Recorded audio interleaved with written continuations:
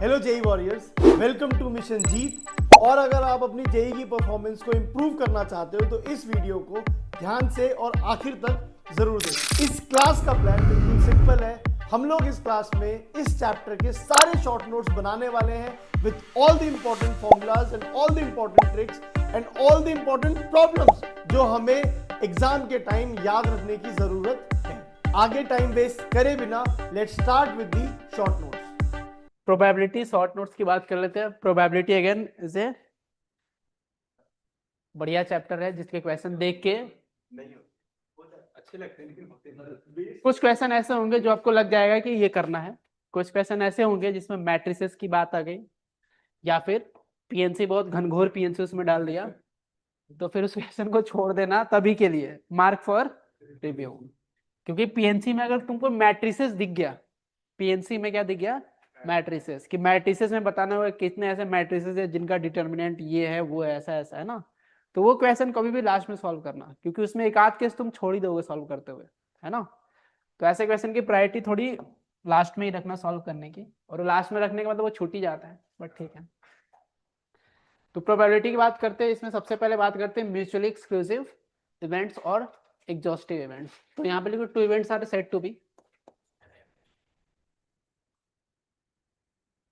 Are mutually exclusive, या फिर 2 की जगह यहाँ पे n लिख लो, a1 a2 an, a1 a2 an are mutually exclusive if, और ऐसा लिख सकते हो n of ai intersection az is equal to 0 for all I and j where I is not equal to j।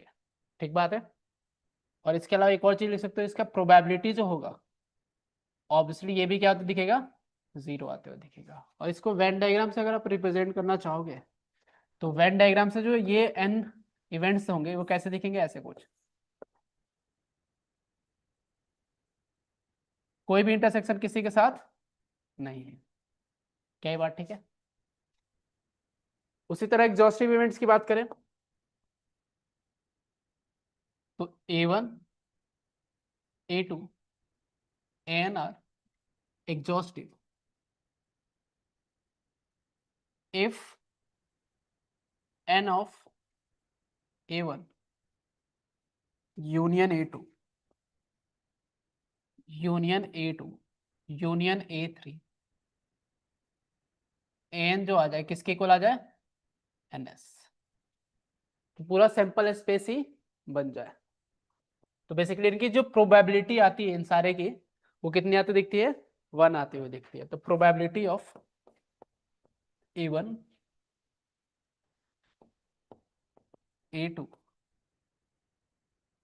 n जो आएगा क्या आएगा, 1 आती हुई। इसको वेन डायग्राम से अगर आप रिप्रेजेंट करोगे तो वेन डायग्राम से कुछ ऐसे कुछ आते दिखता है। आप इसमें कैसे ही बना सकते हैं ना, पूरा सैंपल स्पेस आ जाएगा ना। ठीक बात है। कॉमन हो सकता है लेकिन इसमें पूरे के पूरे की यूनियन में क्या आना चाहिए, पूरा सैंपल स्पेस। इसके अलावा तीसरा होता है हमारे पास, लिखो लिखो,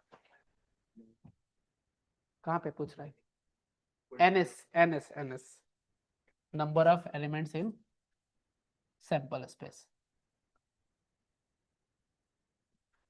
पूरा सैंपल स्पेस आ जाता है ना इसके लिए। इसके अलावा mutually exclusive as well as exhaustive की बात कर लेते हैं। तो वापस a1 a1 a2 a3 से an are mutually exclusive as well as exhaustive if में यहाँ पे लिखेंगे अपन, if n of ai intersection az is equal to 0 for all I and j and I not equal to j। इसके साथ n of a1 union a2 union a3 union an is equal to ns। बीच में यहाँ पे and होना चाहिए, दोनों बात क्या होना चाहिए, ट्रू होना चाहिए। और इसका मैं वेन डायग्राम बना के दिखाऊं तो ये वेन डायग्राम जो म्यूचुअल एक्सक्लूसिव और एग्जॉस्टिव जो दिखेंगे ऐसे कुछ बनते हुए दिखेंगे।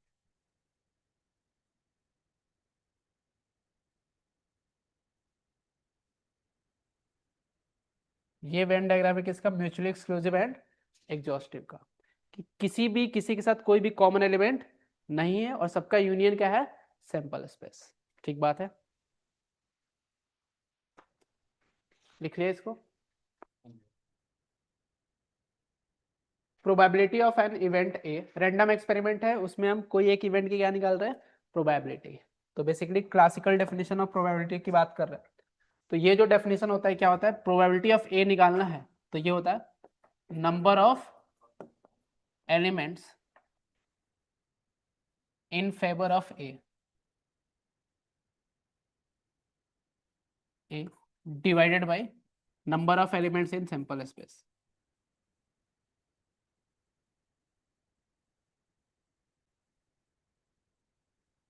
और ये जो प्रोबेबिलिटी होती है कहां से कहां के बीच में होती है, greater than equal to zero, less than equal to zero वाली प्रोबेबिलिटी को क्या बोलते हैं अपन, इम्पॉसिबल, और वन वाली को श्योर इवेंट, है ना। इसके अलावा probability of A plus probability of A complement जो होता है कितना होता है, वन। इसको कभी कभी ऐसा भी लिखा जाता है, कभी कभी ऐसा भी लिख दिया जाएगा। ये तीनों बातें क्या है, सेम है, ठीक है। इसके अलावा एक और चीज है ऑड्स इन फेवर ऑफ ए। तो ऑड्स इन फेवर ऑफ ए की जो आंसर आता है, ये इसका जो ये होता है number of elements in favour of A upon में होता है नंबर ऑफ एलिमेंट्स अगेंस्ट ए। और इससे जो आंसर आता है वो दिखता है, वो आता है P A upon one minus B. और ऑड अगेंस्ट ए का जो आंसर आता है ये आता है number of elements against A upon में होता है number of elements in favour of A. और इसका जो आंसर आता है ये आता है one minus P A upon P. ठीक है, तो ये बेसिक डेफिनेशंस की बात हो गई। इसके अलावा compound event of two event की बात करते हैं कि दो इवेंट को मिला के एक इवेंट बनाया गया। तो probability of at least one of A और बी अकरिंग, यानी इसमें कौन से रीजन की बात होती है, एक वेन डायग्राम बना दो, this is A and this is B, A and B. तो इसमें जो रीजन की बात होती है ये वाले रीजन की बात होती है कि इस रीजन में यहाँ पे ए हो रहा है, यहाँ पे बी हो रहा है, यहाँ पे दोनों हो रहा है। लेकिन इसमें बोला गया क्वेश्चन में ए और बी अकरिंग एटलीस्ट वन, यानी कोई एक हो या फिर दोनों हो जाए। इसको लिखने का तरीका क्या होता है, P of A union B, और ये जो आंसर आता है ये आता है P A plus P B minus P of A intersection B. P of only A वाले रीजन की बात करें तो ओनली ए या फिर ओनली बी की बात करें तो ये ए है और ये बी है। तो जहां पे बस ए है तो वो जो रीजन होता है ये वाला रीजन आते हुए दिखता है। तो और इसका आंसर लिखना हो तो ये होता है P of A minus P of A intersection B, कि पी ऑफ ए में से ए इंटरसेक्शन बी वाला रीजन आप हटा दो। वैसे ही पी ऑफ ओनली बी की बात करें तो ये बनता हुआ है P of B minus P of A intersection B. और पी ऑफ ओनली बी वाला रीजन कौन सा है, ये वाला, this is only B and this is only ए। चौथा है हमारे पास एग्जैक्टली वन। एग्जैक्टली वन का मतलब क्या है कि या तो पी ऑफ ओनली ए हो और ओनली बी, जहां पे बस एक हो, दो नहीं होने चाहिए। तो बेसिकली कौन सा रीजन नहीं होना चाहिए, जहां पे ये दोनों इंटरसेक्शन वाला है ना। तो ये जो दोनों इवेंट्स है ये दोनों आपस में कैसे हैं, म्यूचुअली एक्सक्लूसिव है। कैसे हैं, म्यूचुअली एक्सक्लूसिव। और म्यूचुअली एक्सक्लूसिव है तो इन दोनों को अपन यूनियन को क्या कर सकते हैं, ब्रेक कर सकते हैं डायरेक्टली प्लस के बाद। तो बेसिकली जब आप इसको ब्रेक करोगे तो बन जाएगा P of only A plus P of only B, और ये बन जाएगा P of A plus P of B minus 2 times P of A intersection B, और आप इसको ऐसे भी लिख सकते हो P of A union B minus P of A intersection B. ठीक है, तो मल्टीपल करेक्ट में ऐसे क्वेश्चन पूछे जाते हैं ना। पी एफ नन नन की बात करें, यानी जहां पे ए और बी दोनों ही ना हो, तो वो जो रीजन आप ऐसे लिख सकते हो कि हो जाएगा 1 माइनस पी एफ जहां पे दोनों हो, तो ये हो जाएगा ए यूनियन बी का कॉम्प्लीमेंट। तो ये ऐसा कुछ बनता है, ये ए यूनियन बी का कॉम्प्लीमेंट नहीं, ये बनेगा 1 minus P of A union B.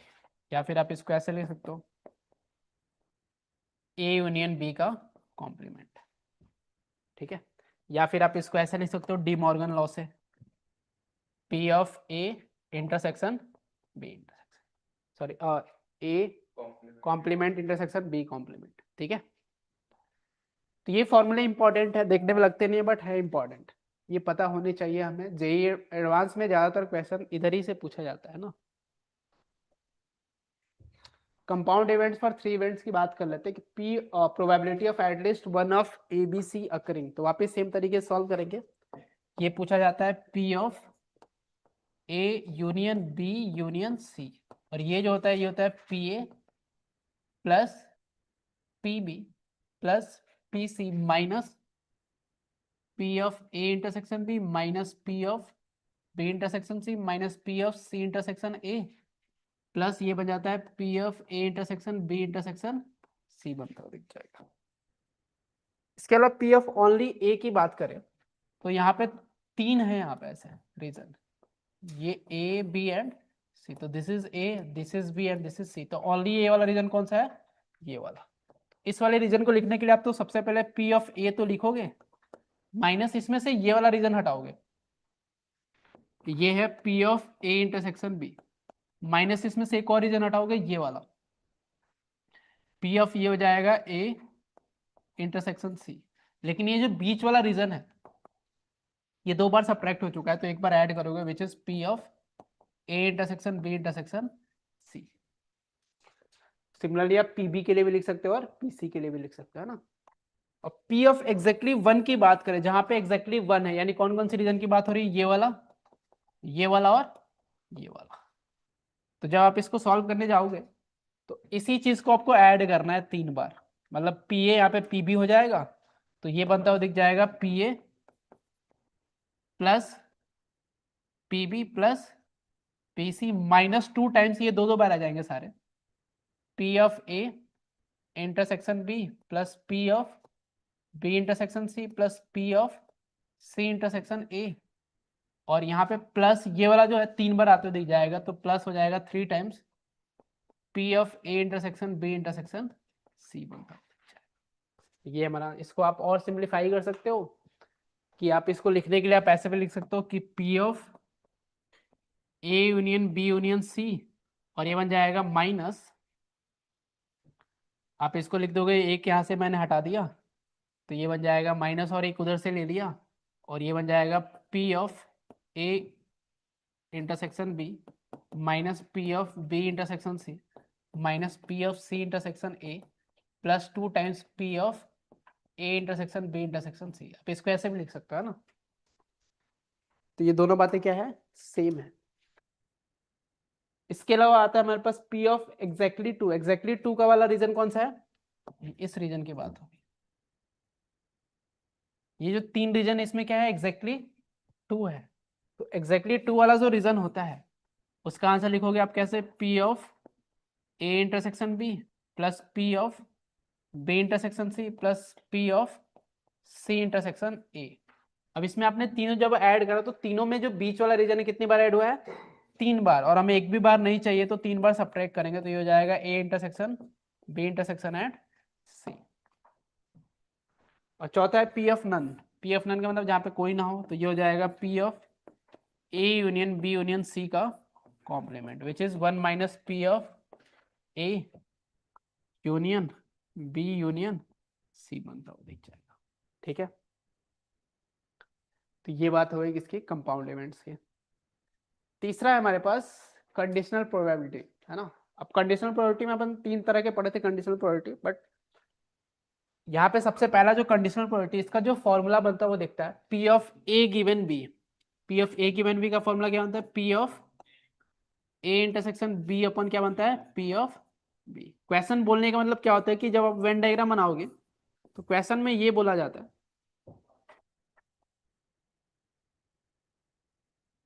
कि ए की प्रोबेबिलिटी बताओ गिवन दैट कि बी हो चुका है। तो अगर this is A and this is B, तो मतलब बी में से कोई चीज हो चुकी है, तो फिर आपको ए की प्रोबेबिलिटी बतानी है। तो अगर बी हो चुका है तो यानी ये तो पक्के से नहीं हुआ होगा, है ना।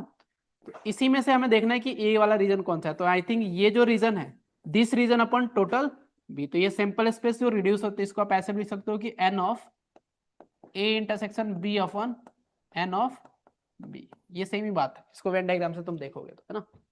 जैसे एग्जांपल के लिए एक क्वेश्चन है ना कि two dice is thrown, two dice are thrown and their top face is observed a, the number of appearing on the dice is different। कि इवेंट ए बता रखा है कि जो उनके ऊपर जो नंबर्स है, यानी पी जो आएगा प्रोबेबिलिटी ऑफ ए जो आपके पास आते हुए दिख जाएगा, वो कितना आता है 30/36 विच इज 5/6, है ना। क्योंकि 1 1 2 2 3 3 4 4 5 5 एंड 6 6 को क्या करना है, हमें हटाना है।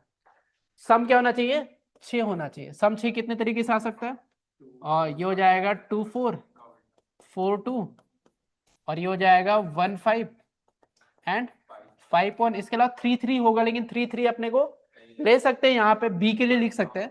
लेकिन यहाँ पे जो प्रोबेबिलिटी निकालनी है कि find the P of be given है, कि बी की प्रोबेबिलिटी बतानी है, यानी सम 6 होना चाहिए गिवन दैट की नंबर्स जो डाइस पे आया कैसा है, डिफरेंट आया है। तो इसका जो आंसर लिखेंगे ये हो जाएगा P of B intersection A upon P of A आते हुए आएगा।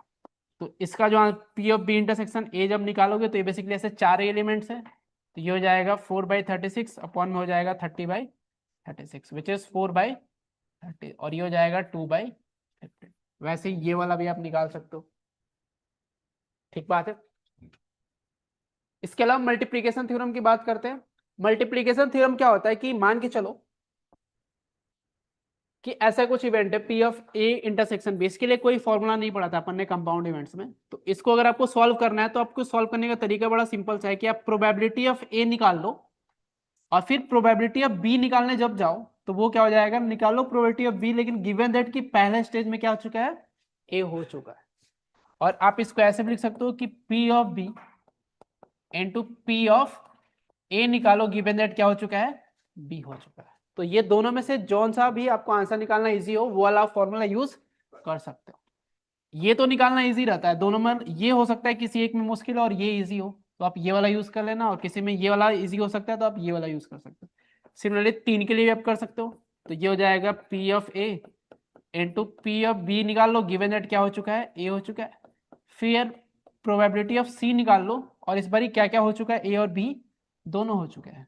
तो given that A and C both has occurred, ऐसा कुछ, ठीक है। उसके अलावा एक छोटा सा टॉपिक है विच इज इंडिपेंडेंट इवेंट्स। तो इंडिपेंडेंट इवेंट का डेफिनेशन लिख सकते हो कि 2 events are said to be independent, 2 or more events are said to be independent if occurrence or non-occurrence or non-occurrence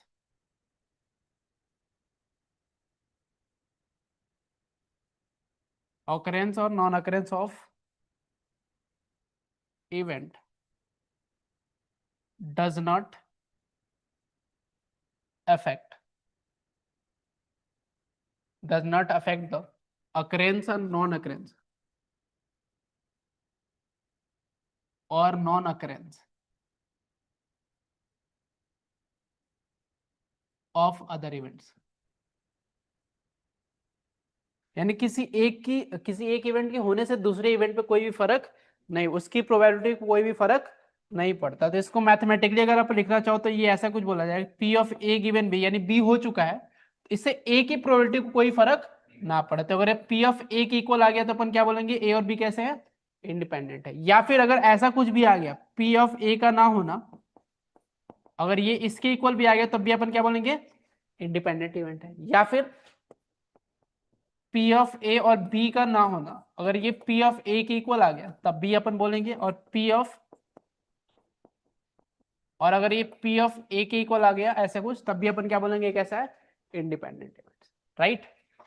अब इस वैसे ही आप इंडिपेंडेंट इवेंट के लिए एक और फॉर्मूला लिख सकते हो कि अगर 3 इवेंट इंडिपेंडेंट है या फिर 2 इवेंट इंडिपेंडेंट है तो ए इंटरसेक्शन बी को आप क्या लिख सकते हो, P of A into P of B लिख सकते हैं। क्या ये बात ठीक है? और सिमिलरली 3 के लिए भी ऐसा ही कुछ हो जाएगा कि P of A B and C, अगर ये तीनों ए बी सी इंडिपेंडेंट है तो आप क्या लिख सकते हो, डायरेक्टली इसको मल्टीप्लाई कर सकते हो इंटू पी ऑफ सी। तो ये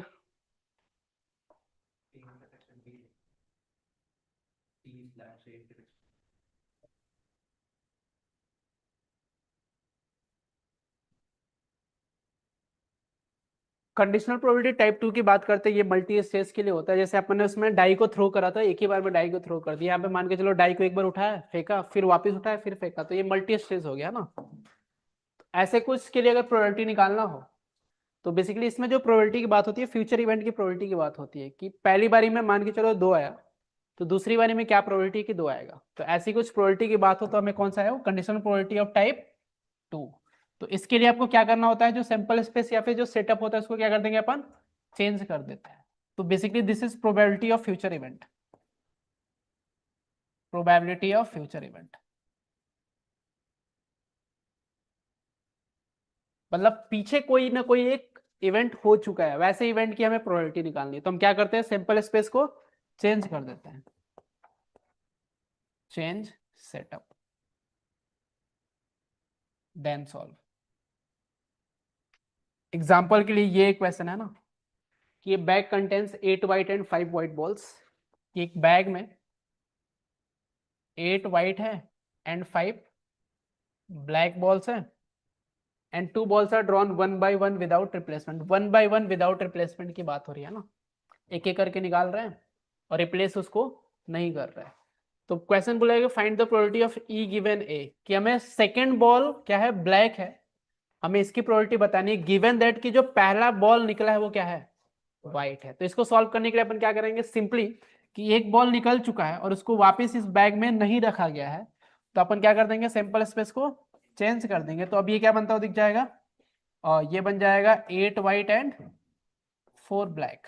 अब यहाँ पे हमें किसकी प्रोबेबिलिटी बतानी है, कि क्या प्रोबेबिलिटी है कि सेकंड बॉल क्या होगी, ब्लैक होगी। और व्हाइट निकालिए क्या पहले, यहाँ पे ये बी वाले की निकालना है ना, तो P of E given B लिख लेंगे ना, और क्या।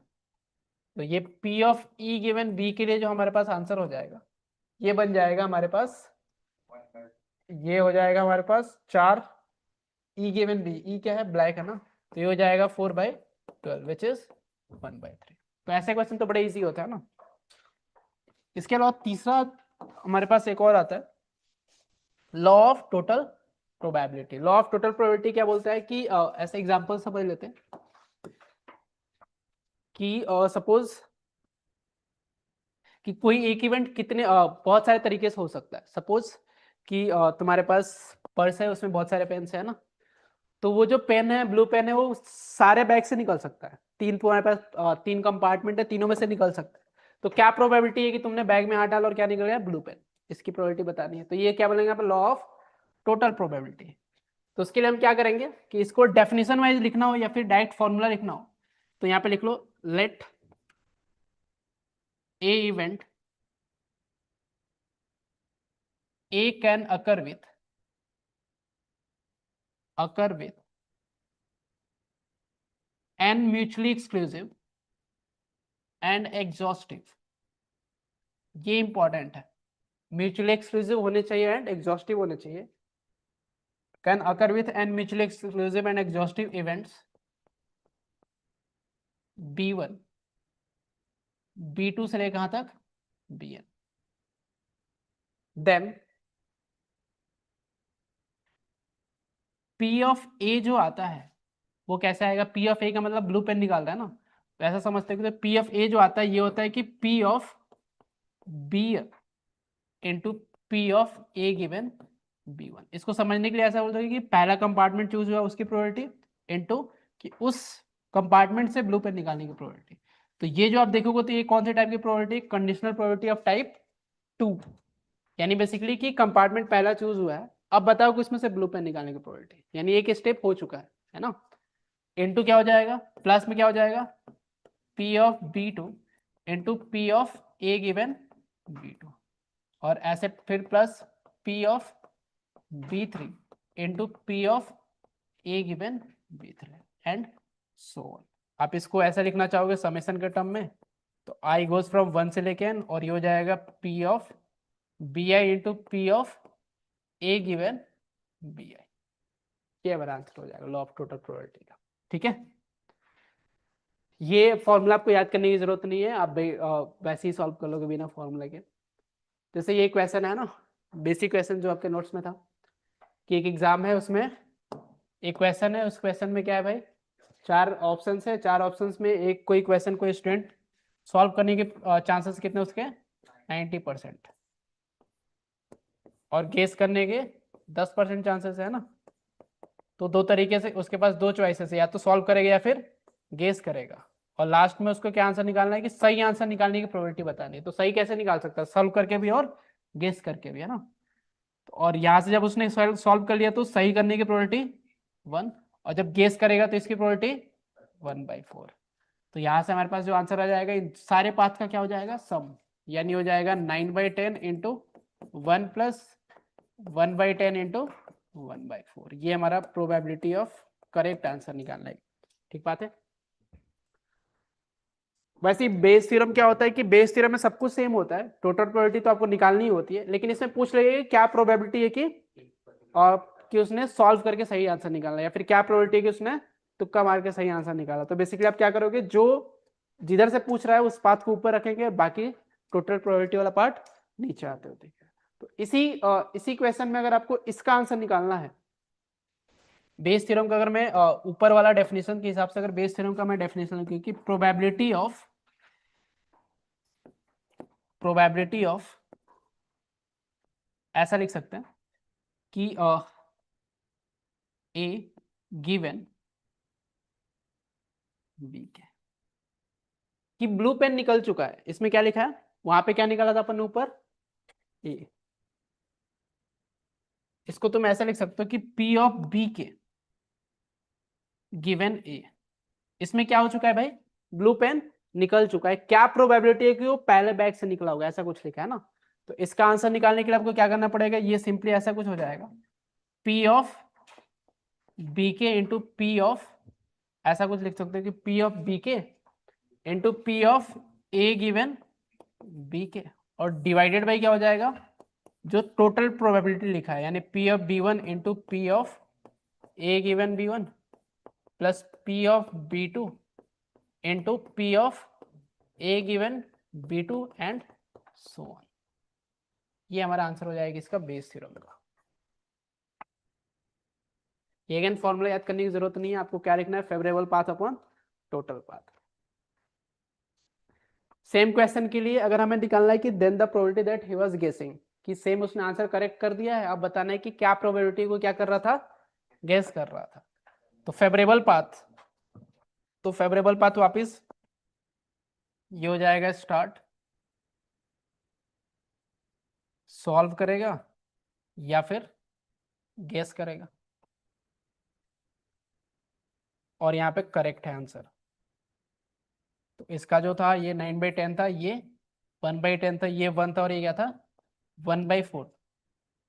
तो अगर इसको आपको आंसर निकालना हो तो जैसे कि फेवरेबल पाथ गेस करने के निकाला, तो ये हो जाएगा फेवरेबल पाथ, यानी 1/10 इंटू 1/4, 1/10 इंटू 1/4 प्लस 9/10 इंटू 1 आते हुए दिख जाएगा। तो ये हमारा आंसर हो जाएगा प्रोबेबिलिटी ऑफ गेसिंग गिवन दैट, क्या आंसर क्या है, करेक्ट है। ठीक है, इसके अलावा तीसरी चीज विच इज बाइनोमियल एक्सपेरिमेंट की बात करते हैं, कि बाइनोमियल एक्सपेरिमेंट क्या होता है कि सैंपल स्पेस को दो पार्ट में डिवाइड करते हैं, प्रोबेबिलिटी ऑफ सक्सेस और क्या लिखते हैं, प्रोबेबिलिटी ऑफ फेलियर। दो पार्ट में डिवाइड करते हैं, एक सक्सेस बोलते हैं और एक को फेलियर। और सक्सेस की प्रोबेबिलिटी को क्या अज्यूम करते हैं, P, और इसकी प्रोबेबिलिटी को Q, और ये दोनों जो आपस में कैसे होते हैं, कॉम्प्लीमेंट्री।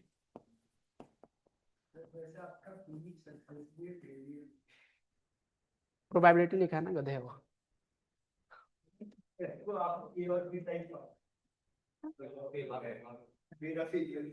तेरा फेलियर हो गया ना।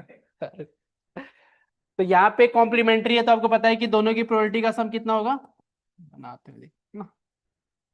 तो यहाँ पे अगर n इंडिपेंडेंट ट्रायल्स की बात करें कि जो एक्सपेरिमेंट है कितनी टाइम्स हो रहा है, n टाइम्स, और सारे एक दूसरे से क्या है, इंडिपेंडेंट है। इंडिपेंडेंट का मतलब जैसे एक कॉइन को टॉस किया गया फिर वापस टॉस किया, तो पिछले में क्या हुआ उससे कोई फर्क नहीं पड़ता है। यानी अगर ऐसे ही कार्ड की बात करूं तो कार्ड को निकाल रहा है फिर वापस रख दे रहे हैं, तो ये भी क्या हो जाएगा, दूसरे से इंडिपेंडेंट। लेकिन कार्ड को वापस नहीं रख रहे तो वो इंडिपेंडेंट नहीं है, तो वो बाइनोमियल एक्सपेरिमेंट नहीं है। बाइनोमियल एक्सपेरिमेंट में क्या होना है, पिछले से क्या होना चाहिए, इंडिपेंडेंट होना चाहिए। तो ऐसे का आंसर निकालना है, तो सपोज कि इन n ट्रायल्स, इन n इंडिपेंडेंट ट्रायल्स लिख लो, इन n इंडिपेंडेंट ट्रायल्स,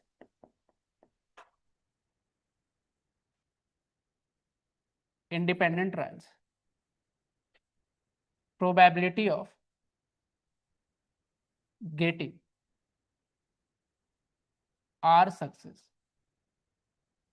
क्या होता है, P of R, इसको ऐसे भी लिख सकते हो, P of n, R। इसका मतलब क्या है guys, P of n, R का मतलब n ट्रायल्स हुआ है उसमें कितने सक्सेस मिले हैं, R, और ये जो आंसर आता है कितना होता है, NCR, और P की पावर क्या बनता है, R, और Q की पावर n माइनस R। ये डेफिनेशन होता है। बिना डेफिनेशन के आप सॉल्व कर सकते हो, बट फिर भी आप याद रखना इंडिपेंडेंट होना बहुत इंपॉर्टेंट है, तभी वो क्या बनेगा, बाइनोमियल एक्सपेरिमेंट, अदरवाइज। फिर इसके बाद अपन ने पढ़ा तो था एरिया प्रोबेबिलिटी वगैरह की बात करी थी, लेकिन वो सिलेबस में नहीं है, इसलिए उसको जरूरत नहीं याद करने की, है ना। एरिया वगैरह की बात करी थी प्रोबेबिलिटी की। तो प्रोबेबिलिटी डिस्ट्रीब्यूशन की बात कर लेते हैं, जिसपे क्वेश्चन पूछे जाते हैं जेईई मेंस में, है ना। तो रैंडम वेरिएबल होता है सबसे पहले, व्हाट इज रैंडम वेरिएबल, एक फंक्शन होता है, it is a real valued function,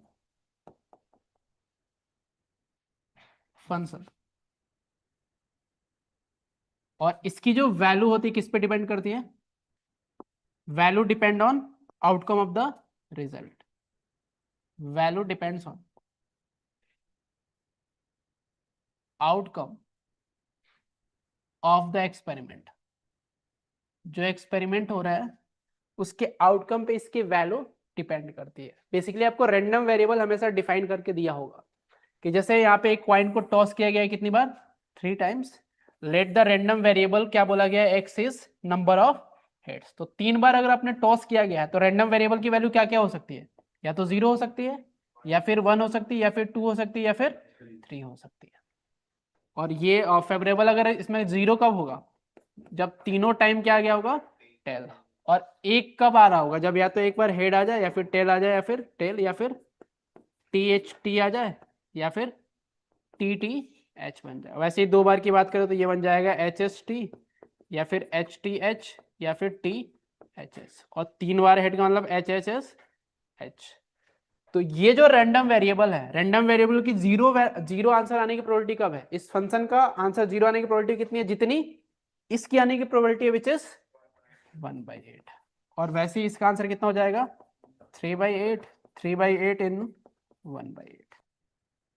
क्या ये बात ठीक है। तो यहाँ पे एक इंपॉर्टेंट रिलेशन आता है कि P of x is equal to 0 plus P of x is equal to 1 plus P of x is equal to 2 plus P of x equal to 3, ये कितना आता है, 1 आता है, दिखता है। ये इंपॉर्टेंट है, ये क्वेश्चन में बोला नहीं होगा, बट आपको बाय डिफॉल्ट हमेशा समझना पड़ता है कि ये क्या होगा, 1 ही आएगा। तो एक जनरल प्रोबेबिलिटी डिस्ट्रीब्यूशन की बात करें तो जनरल प्रोबेबिलिटी डिस्ट्रीब्यूशन मान के चलो रैंडम वेरिएबल की वैल्यू x1 है, x2 है, x3 है, ऐसे करते करते xn है। और इस रैंडम वेरिएबल के आने की प्रोबेबिलिटी मान के चलते क्या है, P ऑफ x1, और ये क्या है, इसको Pi मान लेते हैं, इसको P1 बोल देते हैं, इसको P2 बोल देते हैं, इसको P3 बोल देते हैं, और इसको क्या बोल देंगे अपन, Pn बोल देंगे। क्या ये बात ठीक है। तो यहां से एक इंपॉर्टेंट रिजल्ट जो अभी अपन ने ऊपर लिखा कि समेसन आई गोज फ्रॉम 1 से लेके पी आई एक्स आई कितना आता है गाइस, पी आई एक्स आई यानी प्रोबेबिलिटी, ये नहीं पी आई एक्स आई नहीं, आप ऐसा लिख सकते हो कि probability summation i goes from 1 से लेके probability of X is equal to i ना। ये जो प्रोबेबिलिटी का सम आता है कितना आता है, x is equal to i ना लिखे आप ऐसा लिख सकते हो p ऑफ एक्स आई, ऐसा कुछ। ये सम कितना आएगा 1 आते हुए देखिए, या फिर p1 p2 p3 से लेके pn तक इन सब का सम कितना आएगा 1 आते हुए देखिए। इसको लिख लो ऐसे कुछ है ना, p of x1 plus p of x2 से लेकर कहाँ तक p ऑफ xn, ये जो आता है कितना आता है 1 आता है। रैंडम वेरिएबल वर्सेस px का ग्राफ भी प्लॉट करने के लिए बोला जा सकता है, तो वो आप बहुत इजीली ड्रॉ कर सकते हैं। इसका जो ग्राफ आता है वो कैसा होता है, डिस्क्रीट आता है ना, कंटिन्यूअस जो हमें अभी नहीं पढ़ना है। इसके अलावा मीन ऑफ रैंडम वेरिएबल की बात कर लेते हैं, तो मीन का जो फॉर्मूला होता है रैंडम वेरिएबल के लिए, उसको अपन ऐसे कुछ बोल सकते हैं, expectation with respect to X E of X, या फिर म्यू, या फिर एक्स बार। और इसको अपन कैसे लिखते हैं, समेसन आई गोज फ्रॉम 1 से लेके n, और ये आता है पी आई एक्स आई बनता है, लिखता है। ठीक बात है। वैसे ही वेरिएंस का जो फॉर्मूला होता है उसको अपन लिखते हैं variance which is sigma square, ये बनता हुआ दिख जाता है समेसन आई गोज फ्रॉम 1 से लेके n, और ये हो जाएगा पी आई, और ये बन जाएगा एक्स आई माइनस एक्स बार का होल स्क्वायर। ठीक बात है। सेम ही फॉर्मूला आ जाता है, पी आई का मतलब समझ रहे हो ना, एफ आई अपन क्या लिखा है समेसन एन लिखा है, तो सेम ही बात है। और इसके लिए स्पेशल फॉर्मूला होता है बाइनोमियल प्रोबेबिलिटी डिस्ट्रीब्यूशन के लिए, और वो फॉर्मूला इसके लिए जो मीन आता है, ये कितना आता है गाइस, इसके लिए मीन एनपी आता है, और वेरिएंस इसके लिए कितना आता है एनपी। और एक रिलेशन और होता है क्या, p plus Q is equal to 1 बनता हो दिखता है। तो ये इंपॉर्टेंट है, ये आपको याद रखना। वेरिएंस एनपीक्यू तो स्टैंडर्ड डेविएशन कितना हो जाएगा अंडर रूट ऑफ एनपीक्यू, है ना। तो बस ये चीज आपको याद रखनी है कि इसमें प्रोबेबिलिटी। बच्चों शॉर्ट नोट्स आर डन। अगर वीडियो हेल्पफुल लगा तो लाइक जरूर कर देना, और अगर इन शॉर्ट नोट्स का एप्लीकेशन सीखना चाहते हो तो PYQ का वीडियो आपको मिल जाएगा डिस्क्रिप्शन में, उसको जरूर देखना। अगला चैप्टर हम लोग ये वाला डिस्कस करेंगे, और इसके शॉर्ट नोट्स का सेशन इस डेट पे आएगा, तो अपने कैलेंडर्स को मार्क कर लो, और अगर चैनल पे नए हो तो सब्सक्राइब करना मत भूलना। Keep pushing yourself, don't give up, and let's meet in the next class. Go for Jeet.